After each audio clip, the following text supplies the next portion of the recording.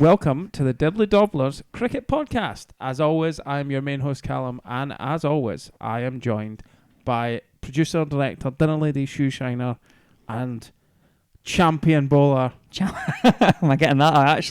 I had someone text me referring to you as a strike bowler. Strike bowler, wow.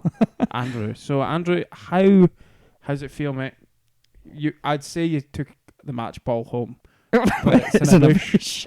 I genuinely am gonna. It was Ethan's fault, wasn't that? Or was it yeah, he got spanked. He did, yeah, absolutely Bob devastated. just spanked him. Yeah. It felt pretty good, but we lost, so it was all. I mean, I'm a team player.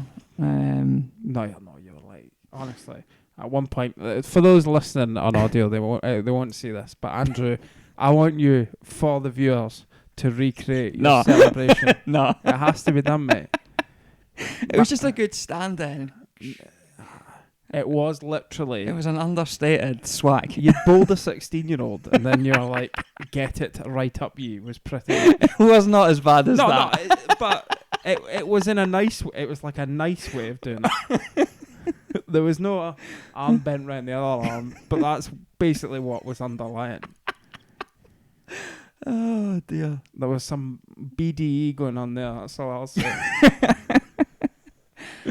Yeah, no, it was nice to continue the run. I've had 5 wicket hauls in each of the last 3 years, which has been nice.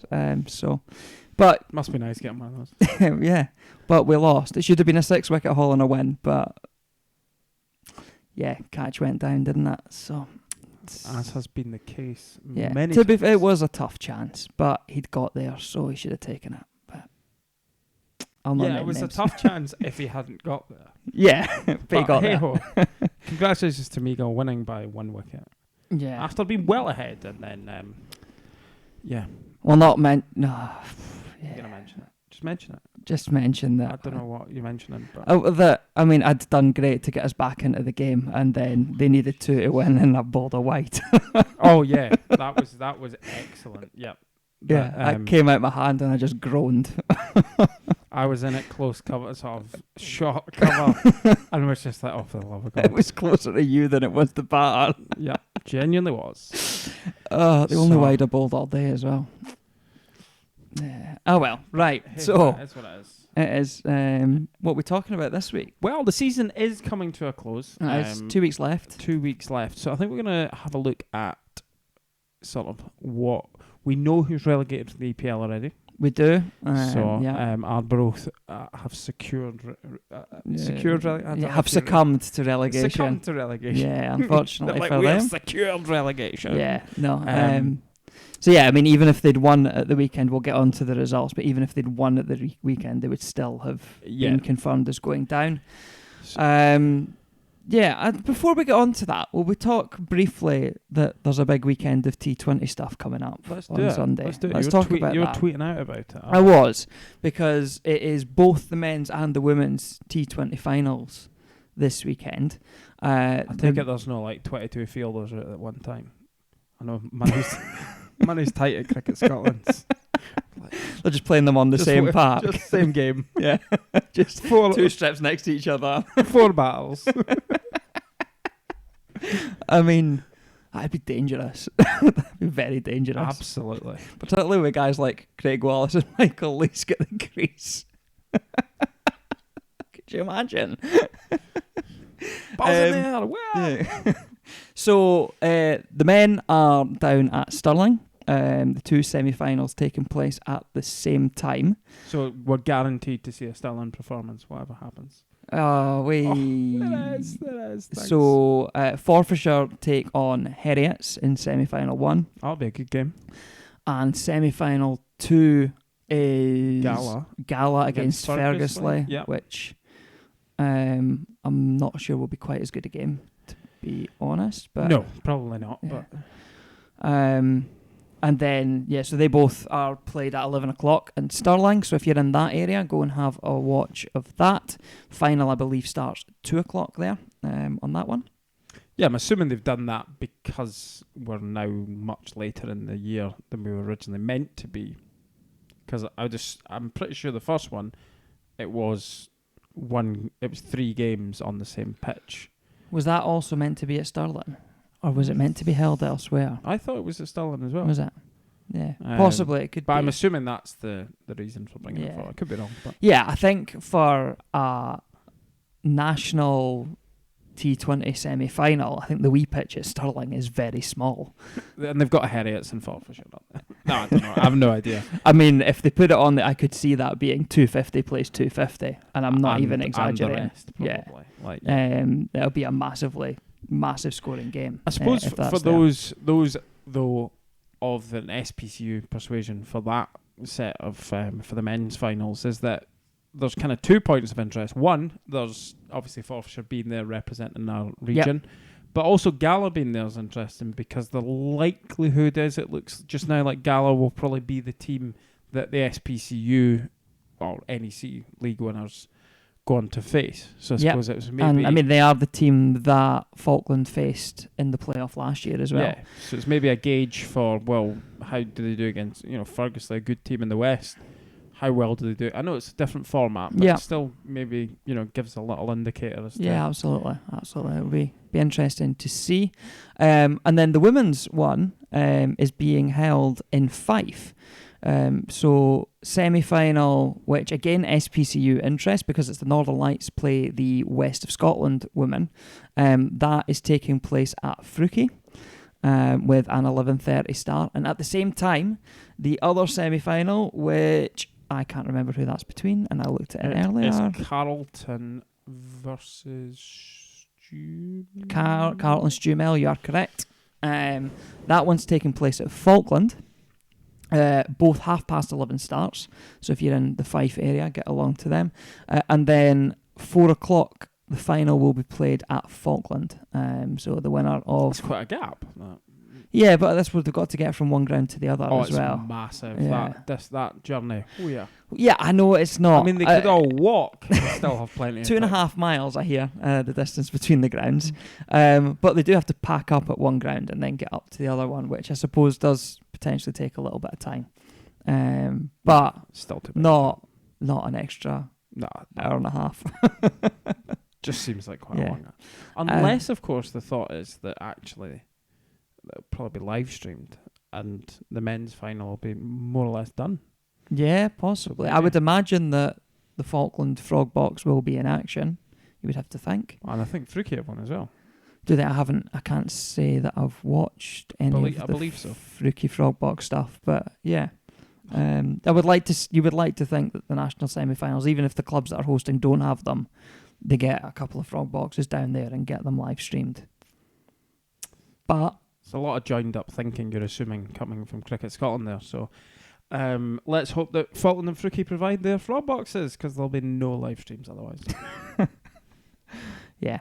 But yes, so lots of T20 exciting stuff. If you are in the sort of North Fife or you're in the Stirling area, get yourself down on Sunday and watch some exciting cricket, and good luck to Northern Lights and to Forfarshire and no one else. Good. Let's carry on. Yeah, absolutely. Because we're definitely, looking out for our own people. Absolutely, we want the trophies to come back to our region. Yep. Absolutely. So, yeah. Good luck to the rest of the teams involved, but I hope you lose. So we hope to have a Stirling runners-up spot. So I suppose we briefly mentioned the Eastern Premier League. Let's have a look at the Eastern Premier League results involving the SPCU teams. And you can also play the wonderful game of spot how many mistakes I've made in the graphics. Let's have a look. Who knows? Yeah. So, Forfarshire lost to Grange, which I think had kind of second place riding on it, didn't it? Yeah. We'll see the league table shortly, but yeah, this is Grange have now jumped ahead of Forf, so it probably was the second place playoff, effectively speaking. Yeah. So not a great result for Forfs there. Arbroath, as we mentioned, they lost to Watsonians in what, 2-19 was probably always short, but you thought there's a chance, but not with the batting that Watsonians have got at the top. I think I said that, when we were playing and sort of checking the scores, I think you needed 250 really to sort of at least make them have a think about it. Yeah. And so it was a bit light. Although 350s, with Peel stepping up and hitting a 69. But again, just kind of lacked that, Luba. It just lacked that big score. Yeah, it did. Watsonians got there very comfortably. Over 15 overs still left in the game, and 7 wickets in hand. So with that defeat, relegation for Arbroath was confirmed, as we'll see in the league table. But even if they had won, as we'll see from the last 2 games, it wouldn't have mattered, because Falkland managed to beat Stewarts Melville. Big innings, or big all-round performance really from Harshakuri, 80 with the bat, 3 for 43 with the ball. Nice half-century for Jack Henderson, and he picked up a couple of wickets as well. Yeah, to be fair, there was kind of, and the one that hasn't, because it didn't quite reach the cut-off, was Castle as well. Got a very important 37, and he also got 2 wickets as well. So it was kind of the 3 of them really. But yeah, Harsha's 80 really being the big difference, because you look at that, what's that, 18 runs. So that was the big difference between the 2 teams. And Stonywood Dice with an upset win against RH Castorphin. Is it Nikhil Ninan? I think, is that right? I think so, yes. Apologies if I've got that wrong. It wouldn't be the first name we've mispronounced this Indeed. But yeah, 43 with the bat and 3 for 19. But not... and this was the RHC innings just never got going. John Grant, 4 for 39. He opened up and bowled straight through. Yeah. And really just put them under pressure from ball 1, which was really pivotal in setting up that victory for Stonywood Dice. Yeah, and that was a lower order. That's where the runs came from as well. So it was a big turn. I think they were 50 odd for 6 at one point. So RHC must have been like, we've got this. Yeah. But Lord Order had other ideas, so well done to Stonywood. So let's see what that does to the league table. So as we'd mentioned, Forfarshire do slide down 1 place into 3rd. It is still the case that the 3 SPCU sides are occupying the bottom 3 spots. I think Falkland will be delighted with having secured their position in the league. Yep. And to be honest, with the way Stonywood have gone since that strong start, they'll probably be quite relieved now as well that they're... Well, were they 4 from 4? I believe so, yeah. So, they lost 10 games in a row then. So really stop that slide. It's huge for them. And Stumel aren't that far ahead of them. There's a couple of games left. There's a chance for one, maybe even both of them to get up above them, potentially. Potentially, yeah. But I think... It looks unlikely. It looks unlikely. I think Falkland job was always going to be, let's stay up. Yeah. Stonywood, I think they might be I think they'll be disappointed in how their season's gone. Good start. But I think we spoke at the start of the season about them potentially being a team that could try and more establish themselves in the middle. And they've just not really been able to do that. But in the end of the day, I'm sure both teams will be happy that they get to live another day and come back out next year in the EPL. Yeah. So down on to the NEC, and we're looking at the South group, I guess, first. We'll look at the North first. I think that is the South group. Oh, it is done in that way. Just whatever. Look at whatever way you want. Yeah. Let's look at the South first. That's the North. But the North first, that's what I meant. Come on, man. It's 11:15 at night. Well, if you start talking before the podcast and we actually start recording. Yeah, so we had Kinloch went up against Stonywood Dice, which you did wonder. Stonywood managed to overturn Gordonians. Yeah. But I think we both had gone for Kinloch in that one. Yeah, that went down well on Twitter, that one, didn't it? You know what? I think the Aberdeenshire clubs the Aberdeen clubs, sorry, just didn't like us, but that's all right. We're not intentionally doing it. We're just being honest. And shock horror, we were right. So Kinloch 252 for 8 off the 45, and Stonywood failed to chase it down, coming up short 225 for 9 off their 45. Yeah, and then Gordonians almost did it. They did almost do it. Gordonians bowled out for 225, and Aberdeenshire got there with 1 wicket to spare. I mean, there isn't a ball by ball, but both not out batsmen, I think, were on. They were on 0. Both were on 0. They were on 0. And Aberdeenshire scored 5 more runs than Gordonians. Yeah, I mean, it'd be good if someone listening wants to confirm, but it looks awful like 5 wides. When the scores were tied, it does. It does. That's even worse than you, Andrew. Yeah. I mean, I just don't. It could have been like. No, we weren't. There wasn't buys off a no ball. Yeah, there wasn't the total buys or like unless buys the scorecard's wrong. That's the only thing that makes any sense. Yeah. So. I mean, Gordonians did also kind of lose to Dean Forrester. They did 141 and 3 for 43. They had an alright day, didn't they? Decent day at the office. Yeah. Still batting at 8.5. We'll put him up to 7. It's okay. Don't worry. Yeah.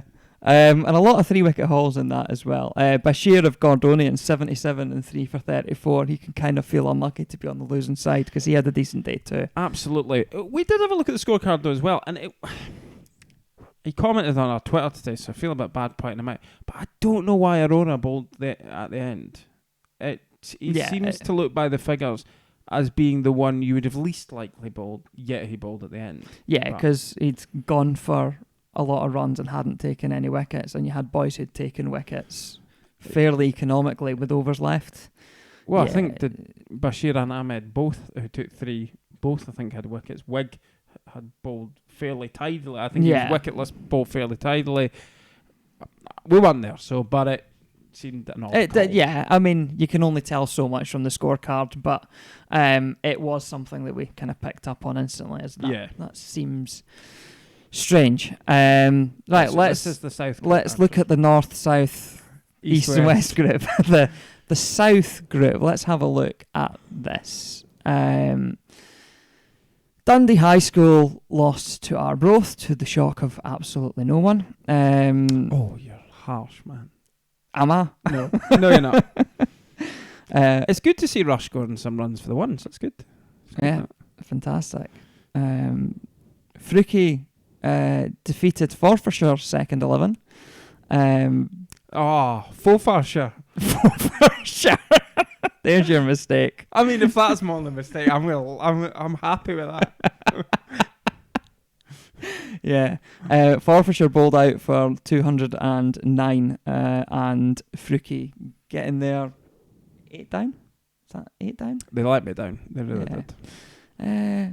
Great to see. Good to see that Dale Cowan put in an all-round performance, which has kind of been lacking this year. Yeah, I mean, and he chose a great week for it. Absolute shocker of a week for it, honestly. And as you said, if Robert Wiseman isn't referred to as the milkman, that's really disappointing. What are they doing? But no, But he took a couple of wickets too. All-round performances again. So terrible week to pick to do it, lads. Come on, sort it. And then the last game, Meagle against Perth Ducat, probably the sternest test that Meagle had left over the last 3 weeks. Yeah, I think this was, if Meagle were going to lose in the run-in, I think this was the game they were going I think so. And they didn't. Yeah, they got off to a very decent start. They had a bit of a wobble in the middle. Cash Khalil took 5 for 31 for Perth Ducat. Raji Gayashan, the headline with the bat for Meagle with 87, and Alan Neve with a well-made 40. And former guest on the show, Perzel, Ian Stewart, the Destroyer, the Ducat Destroyer with 5 for 29 in the reply. Yeah, probably 2 guys you might not have backed to got 5 wickets, in all honesty. In modern times, Purcell was taking 5 first for fun no so long ago. But, was it 8 wickets in 2 games? So he's doing right. He's obviously got a stern working over by a couple of dibbly dobblers while he was batting in their 2s, and then has gone hiding in there once and taken wickets since. Well, he looked all at sea against me, and clearly, he sort of it's given him a lesson, and he's applying that. So it's good to help the young pups out. It's good. And Usman side tried to fight back, but I couldn't for Ducat. So yeah, they ultimately came up 82 runs short. Yeah. By a bit of quick math. Good effort. Right, table. Let's have a look at the table. So Meagle retain their advantage at the top over the two northern teams. I'm working on my geography now. I'm getting there. When it's up, that's the north. Yeah, we'll get there. I would be pretty shocked if Meagle do not win the league from here, I have to say. Yeah, not the hardest running that they've got Arbroath Twos and Dundee High School. Yeah, so so I can't see Meagle dropping either of them, to be honest. The interesting thing is the bottom end and the different permutations as to what could happen here. So Forfarshire have dropped down a couple of places. They've been leapfrogged by Kinloch and Arbroath's Twos. With Arbroath's first 11 having been relegated, Arbroath Twos will be relegated regardless of where they finish. Yeah. So are we moving on to this discussion now then, shall we? The table's up. So the table's up. Let's do it. Yeah. So by all accounts, the NEC is going back to 10 teams. Yeah. But I think that's sort of fairly well known. I think we touched on it in our interview with Fergie earlier this year. I've had some discussions this week where that's pretty much been confirmed as well. Yeah, so I think that was always known to be what was wanted. It was kind of COVID that caused this league to be 12 teams.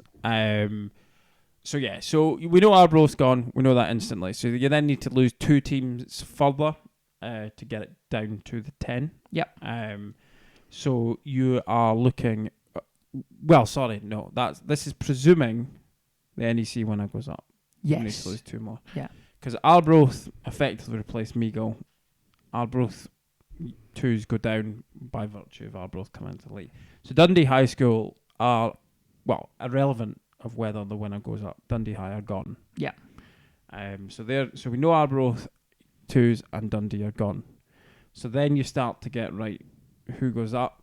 You've then got Division 1 as well. Yeah. So Falkland 2s look like they probably will win that league. Yep. And then it's a tussle between Ducat and Largo for second place. Yes. So we'll bring up that Div 1 table while we've got it as well then.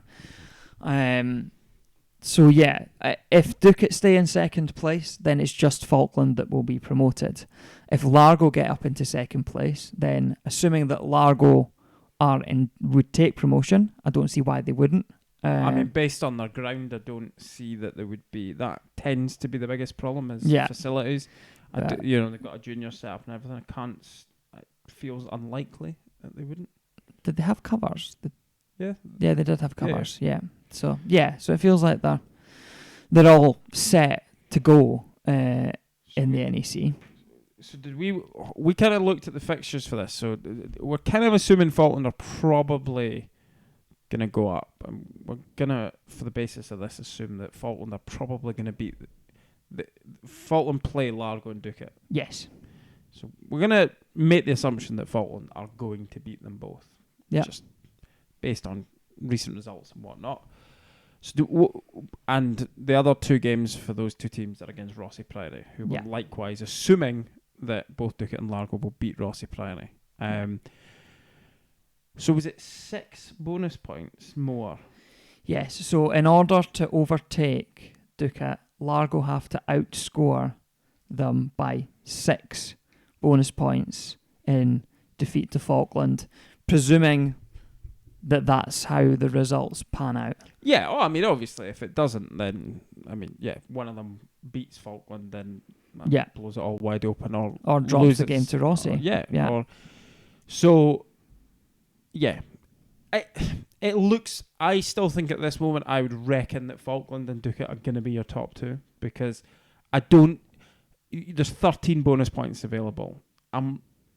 For Largo to get 6 more than Ducat seems unlikely. It does, because Ducat are still a good side, and there's I would back them to pick up a reasonable haul of bonus points. Largo would then, I think Largo probably go into the last game needing victory. Yeah, they realistically probably do. Because, I mean, if Ducat pick up 8 bonus points, that means Largo with defeat can't go up. Yes. Yeah. So if we just for the assumption then, if we jump back to the NEC, we say that only Falkland are going to be able to get promoted, or are going to get promoted, not able to, but are going to get promoted. What that therefore means is that Stonywood Dice have to drop down as well. Yes. On the basis that it's highly unlikely. I mean, they have got Huntly and Aberdeenshire. Yeah, they've got a pretty tough run in. And you actually do look at Stonywood. They've improved as the season's gone on, and you do actually wonder, have they fallen victim to the not ideal way that the league has been this year? But yeah, I don't think that. The north section overall is stronger than the south section. I think it's fair to say. You look at the top 4, you've got Meagle, and then it's followed by 3 of the north teams. Yeah, and I actually thought it would probably be the other way around, to be honest. But I would say that Huntly, they brought in the Kukanitz twins, and Freuchie have really underperformed. So it's kind of almost meant that they've swapped, which has then made the north group stronger. So Stonywood might feel a bit unlucky that actually if they'd been in the south group, maybe once they'd started picking up wins, who knows. But it is what it is, I suppose. Indeed, yeah. So likelihood is that they're going down. So that would see 3 teams relegated. Yep.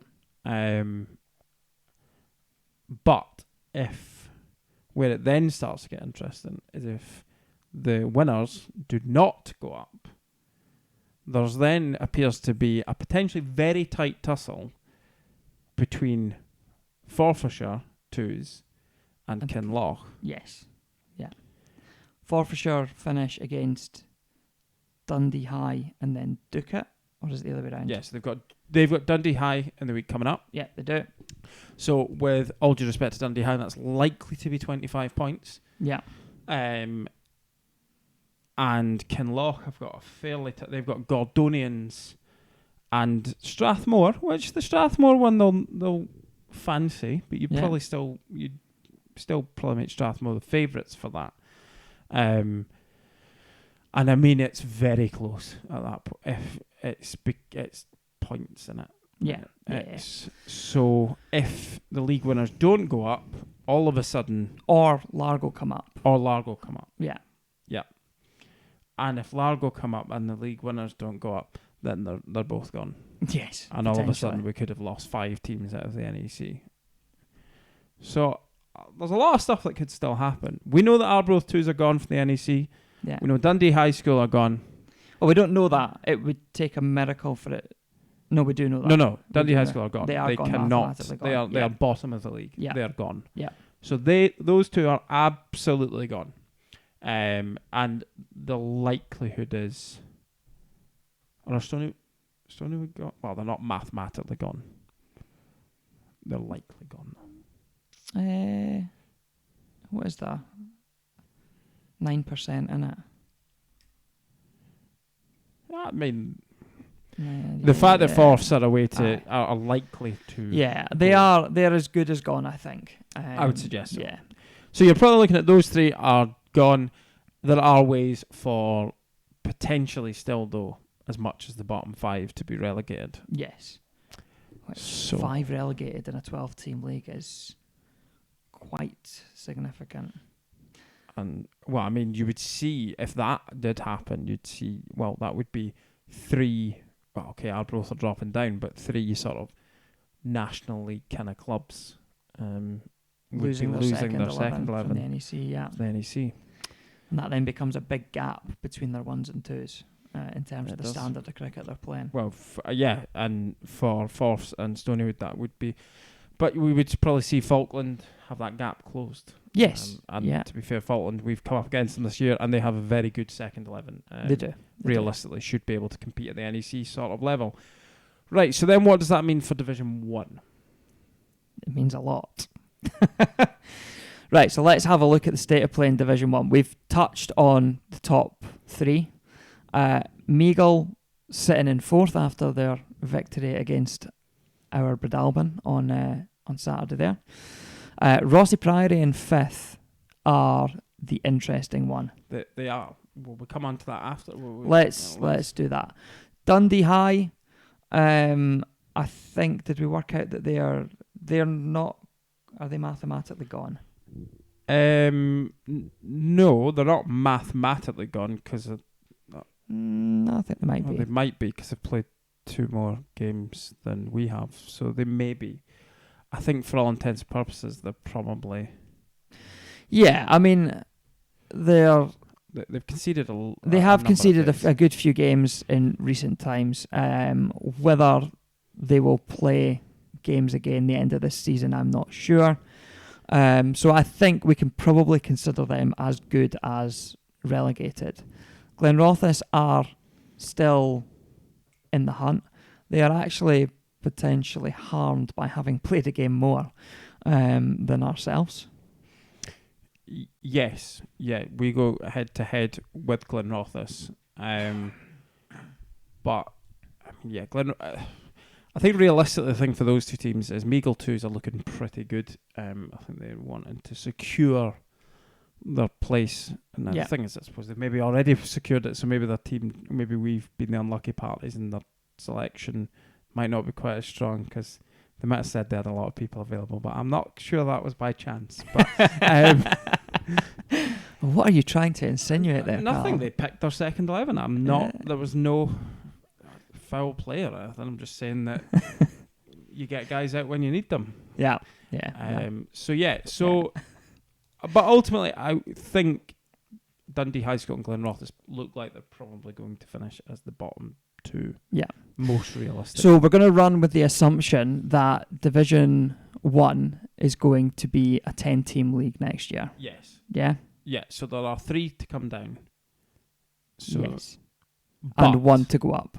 You're gaining 2 teams. Yeah. And regardless whether it's 1 or 2 go up, you're going to gain 2 teams unless the NEC winner doesn't get promoted. So we'll go with the assumption that there could be tons of teams. Yeah, we're going to go with the assumption that there's going to be 2 are relegated. Yeah, so I think we're looking at Division 2. It's no, we'll go. They gain 2, right? Yeah. Well, so if you're taking the assumption, probably looking at it just now, it looks most likely to be Glenrothes and Dundee High School. We are aware at Breadalbane that we are not safe completely. Just before people claim that we know that could happen. Yeah. So when you're looking at next season, you would then be saying you'd be swapping St Modens and Kinloch 2s. Yeah. Who are fairly clear of the rest for those 2. Yeah. So the next question is, if the winner of the NEC fails to be promoted, you're then looking at potentially 3 coming down into the league, and you're looking at third bottom being relegated as well. I am going to back our side at Breadalbane to get enough points to overhaul Rossi Priory, who currently sit 1 position above us, given the run-in that they have as well, which leaves Rossi Priory potentially in a relegation position. Yep. Given the way the fixtures have been organised, I can see why there was an extra 3 games scheduled. I'm not sure I agree with that, but let's carry on with it. No, I can see that to get the volume of games. I can see that they needed to find a way to put an extra few games in there. I don't agree with how they came about it. I'm not also convinced they needed to, but it's... Yeah, I think that's maybe... I think a 3-week break during the busiest part of the summer might have been a better idea, but... Yeah, possibly. But we could be in a position where Rossi Priory, who going into the last 3 weeks of the season were in 4th place in Division 1, then have to play the 3 sides in the league who are comfortably better than the other 5. Yep. I mean, we've had close games with a couple of them, but they are comfortably better than the other 5 on most weeks. Yeah, I mean, the league shows that the consistency shows that they're on 80-ish% plus. While for looking like ourselves and Meagle could get above them while playing, with all due respect to them, I know Glenrothes beat Breadalbane earlier in the season. How many runs did you go for on that game? Jay will remind me of that this weekend. Guarantee it. I mean, it's not often someone goes for over 100 runs, Andrew. Yeah, well. Oh, sorry, I reminded you just there. It's tumbleweed. Anyway, so, all due respect. Put me off that completely. All due respect to Dundee High School and Glenrothes. What you're saying is that we and Meagle have an easier run-in than what Rossi Priory's got. Absolutely, yes. Because for the most part of the season, Division 1 has gone with the 3 teams that are at the top. It's been a middle pack of Meagle, Rossi Priory and Breadalbane, and then Glenrothes and Dundee High School have been kind of cut adrift. Yeah. And basically what they've done is they've taken, for those who are familiar with Scottish football, they've taken the split ideology, and that's how they come up with the fixtures. However, there is a reason when the split takes place that the tables have a line that no team can go below or go above. Yeah, which is why in the Scottish Premiership it is not uncommon for 7th to finish the league season with more points than 6th. It looks daft, but it has to happen that way. Yeah. This league was scheduled at the start of the year for the top 4 from last year would play against each other. Now, I guess by a slice of luck, they finished that way. Yeah, but I didn't. It's even when I saw that, I was like, I just don't understand where I suppose what they're try to put myself in their shoe, in the people who came up with the fixtures shoes is that they probably went, well, the top 4 are likely to also be the ones that compete this season. Yeah. So let's have the teams competing, but. Yeah, it's just... It ends up with this situation where it would be grossly unfair on Rossi Priory to be relegated on the basis that they had to play the 3 teams that are comfortably better than everyone else, while the 2 teams that have been marginally poorer than them over the course of the season get an easier run in and get to climb above them in the table and put them in relegation trouble. Yeah, I think it is. Yeah, we've the problem. The big issue is we've had the NEC and Division 1 this year who don't. I understand that they're trying to get as many games played and things like that. It's still a league. There are still clubs next season, kind of futures and things like that. And it is futures. Yeah, because there are players who could go down to the NEC who are like, well, I don't want to go and play below NEC standard and then stop. And then clubs may well struggle to have multiple 11s or whatever else. And likewise, that's the kind of same situation here.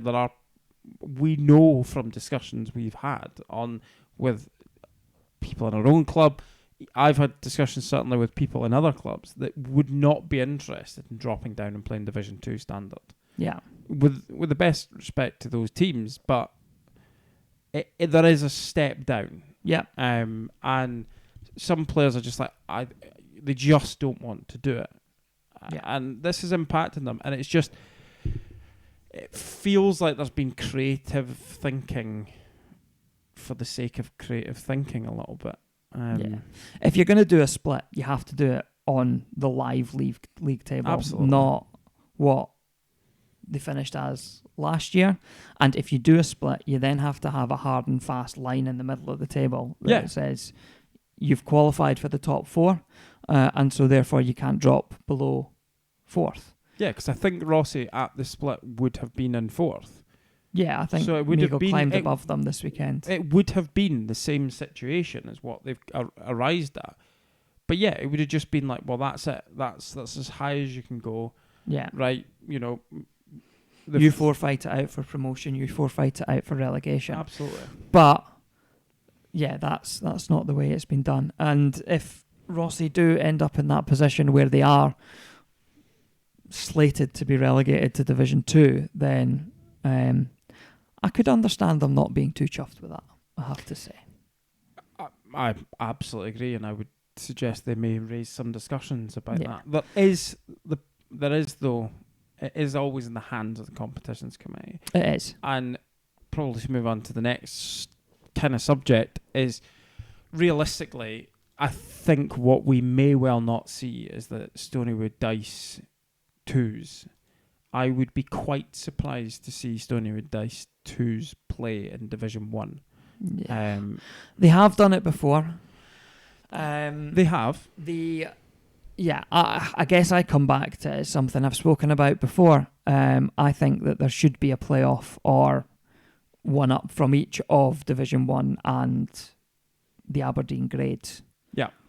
And then that would allow the teams up in Aberdeen, if they are relegated from the NEC, they're then not forced to... if you look at that list of clubs that are currently in Division 1 this year, that's a lot of miles that Stonywood would have to do. Oh, yeah. You look at both Division 1 and Division 2. They kind of end at Dundee. Yeah. Now, obviously, Arbroath are coming down, so that's one. It's not exactly I know. You sort of go off to the side to get there, so it's... It would be a lot of travelling. So, I'd really, again, sort of kind of reiterate that proposal, that I think it would be a really sensible way for them to move forward. Yeah, I also think that there seems to be a sort of, Mannifield, Aberdeenshire's 2s, they're playing in the grades instead of... They were... In 2020, they were lined up alongside Huntly to play in Division 1. Yeah. And I think that's the difficulty you've now got, is you've got a situation where it's going to be very hard to encourage Aberdeen or North East teams to come and play in Division 1 to qualify for the NEC, because the problem is that the logistics of doing so... because they might be sitting there going, right, well, we think we're good enough as a club or as a team to get into the NEC, but they've got to jump across and move into Division 2, or whether they would be... They'd probably be straight into Div 1.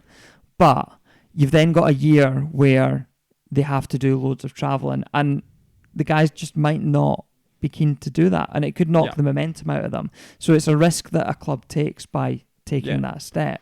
Yeah, and there's been clubs in the past that haven't been prepared to do it because they just feel that it's not worth it. I think once they're up at NEC standard, there's maybe a slight degree of seriousness about that isn't there when you're playing in Division 1 and 2. Yeah. And I think that, the SPCU and the North East Scotland Cricket, NESC. That's it.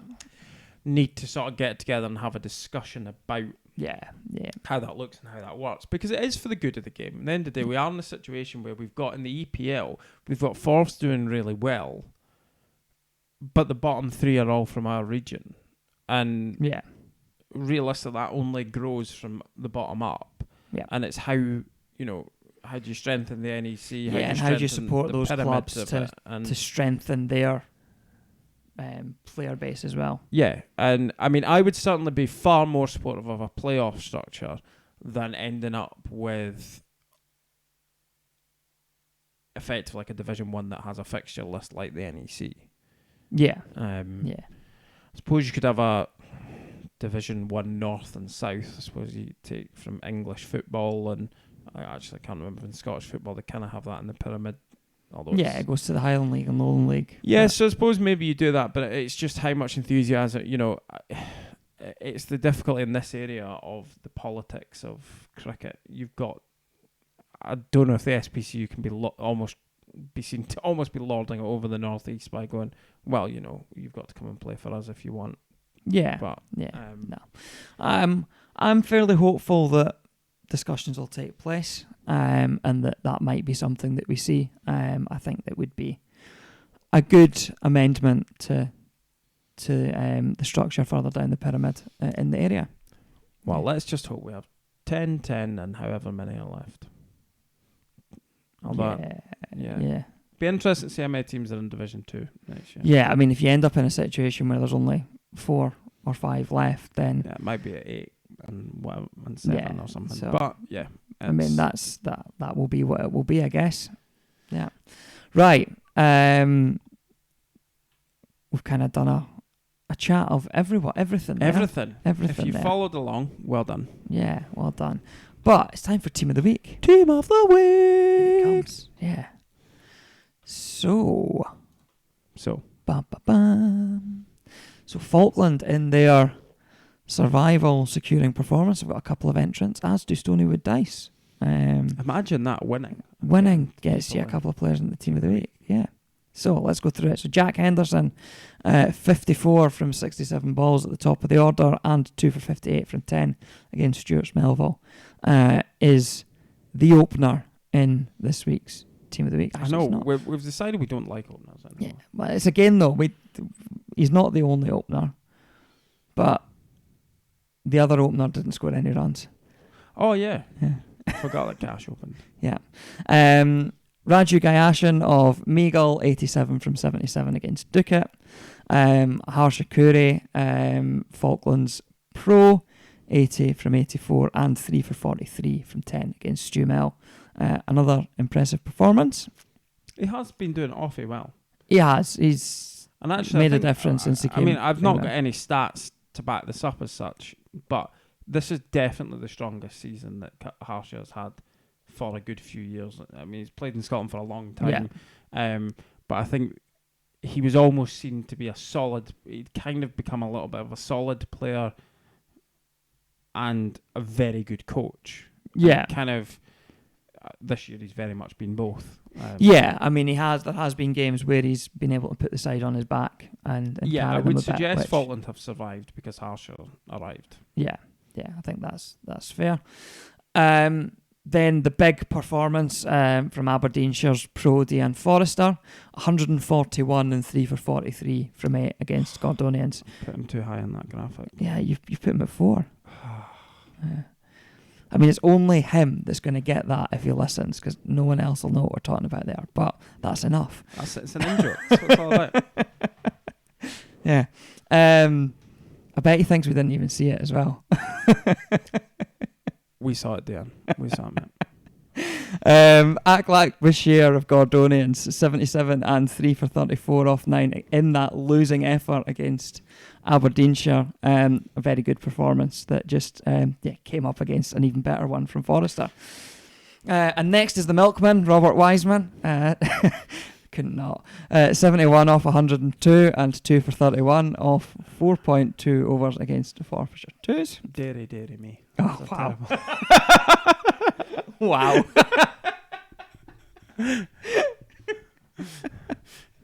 Well, I do the right-hand side. Dale Callum for Freuchie. So 2 Freuchie members as well. Yeah. Again, imagine what happens when you win.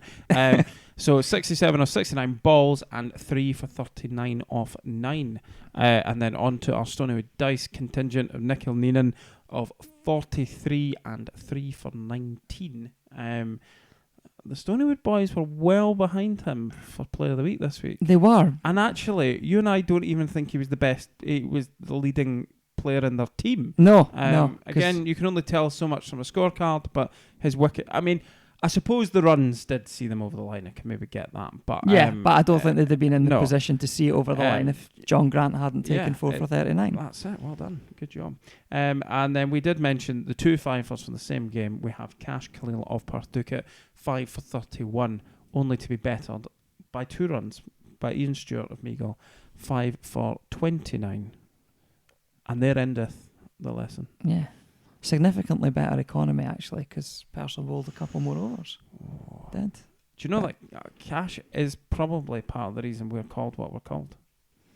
Yes. I mean, that's genuinely true. The amount of times that I have bowled in to Cash in the nets and just I can't face that dibbly-dobbler expletive. I was most offended he also used to say that to me, but I think it's fair comment. I hit someone on the shoulder with a bouncer the other week. Yeah, I hit someone on the face the other week. Fine. It's because of the wickets we play on. I'm a lot faster than you. You are. Still a dibbly-dobbler, though. Oh, most people in our leagues are. Yeah. I'm not even sure I'm as quick as a dibbly-dobbler. Well, I've definitely pro spinners that bowl a lot faster than you do. Well, yeah, but yeah. If we're doing that, then spinners bowl at the pace that seamers bowl at in our league. I was going to say, to be honest, pro spinners probably bowl at my pace. Yeah, so, exactly. Especially in like T20 cricket and stuff. Yeah. Anyway, we go off topic. Player of the week. Apparently, there was discussion about this on Twitter. Not really sure why. Even if you want to say he's a big fish in a small pond, we can only judge players by where they play. Yeah. Player of the week this week is Dean Forrester. He's had a couple of these, but it's been a while. Yeah, I think this might even be his third one. I think he had a couple of big Scottish Cup scores and other performances. But yes, no, his monumental 141 was really... I mean, it was outstanding as a batting performance in itself. He definitely carried them to victory and really just ticked all the boxes. And then the fact that... I actually think even without the 3 wickets, Dean Forrester was our player of the week. Yeah. So the three wickets just with the cherry on top. So 1,240 runs. And he's still batting 8 in competitions. Team of the year. Yeah, I know. Yeah. So no, it's going to be gutted when we move him to 9. Yeah, no, fair play, very strong performance from Deanne there, and another Player of the Week award. Right, and we're just skipping the predictions this week. Good, right? Excellent. Last week's predictions. Here we go. Squeaky bum time, Callum. Squeaky bum time. I got 5 out of 5, which gives me my 6 points, because the one that we went different on, Freuchie against Forfarshire 2s, went my way. So, thank you to Robert and Dale. James Girolami, I need a conversation with that boy, let me tell you. Well, you could just go into our Twitter DMs, because he's there sitting ignored. But ignored? Yeah. Poor James. But you could go have a chat to him if you want. I'm asking to come on the podcast? Yes. But people at his club told us absolutely no chance. Do not do it. I'm pretty sure I told you something a bit like that as well. But no, I need to have a chat with him. In fact, it might need to be live on air. Just, ask him what the hell they were doing. Yeah. But anyway, Andrew, full house. Good job. Well done. Yeah. So let's see where the scores... What are the scores on the doors? I mean, I'm still winning. Just, yes. It could 2 weeks left and there's 1 point in it. Who cares if it's just? Yeah, okay. Winning is winning. Yeah. Right. I've got the form, though. Well, I'm just going to... I don't know, but hopefully get more points than you next week, because we've no picked the same scores. Yeah. So, right, there we go. So, Callum's on 71, I'm on 70. I'm going to be greeting if I lose this. Right. Have you got the Joker graphic ready? No, we've not decided, so we'll just have to do that. Oh, we did decide. Oh, did we decide? Yeah. Oh, quite. Because you went there. Aye. And I went there. Oh, yes, so we did. Yeah. Sorry, guys, just doing a bit of on-air. Yeah, right. So here are this week's predictions for round 16 in the North East Championship. Arbroath against Meagle. We've both gone for Meagle. So Freuchie is the difference again. Ducat against Freuchie. But I've gone against them this week, and you've gone for them. Despite the fact they have... Well, I'm hoping, for the love of God, that Safi's back. Yeah. Yeah, I just think that Ducat have been a better side than Freuchie this year, overall. I think they have, but Freuchie have still got a lot of talent in their team, and I think Safi's just... Usman's due a ton as well. Nah, Safi will have him clean out. No bother. Nah. Anyway, Forfarshire against Dundee High School. We've both gone for Forfarshire. Stoneywood Dice against Huntly. Both gone for Huntly. And then we've both gone for Aberdeenshire against Strathmore. And for Gordonians to beat Kinloch. You're up for the Joker first. Yeah. I mean, I've generally played the tactic of anyone playing Dundee High School is who... I think that's kind of who we've both gone for most weeks. Yep.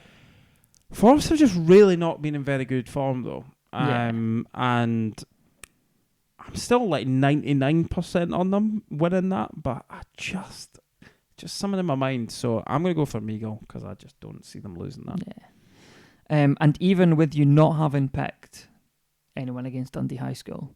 I'm kind of in the same place with it, and Huntly have just been an absolute juggernaut, and Stonywood Dice 2s haven't been brilliant. So I've gone for Huntly for my joker.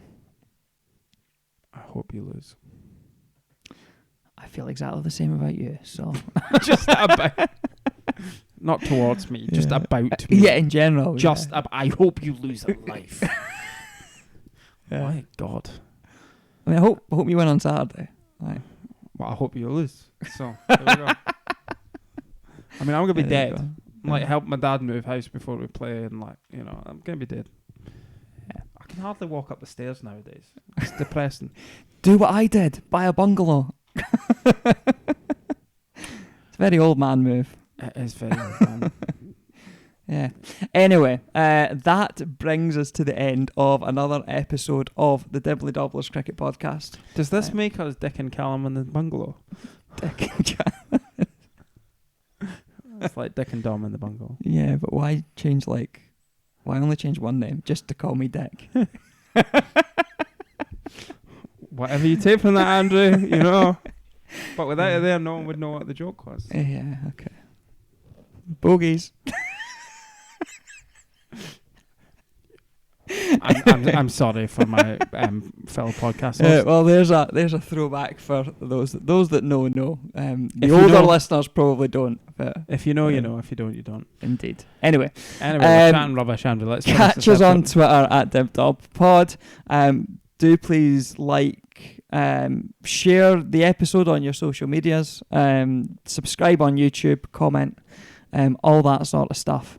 Thank you as ever for watching and for listening, and we will speak to you again next week. Bye everyone.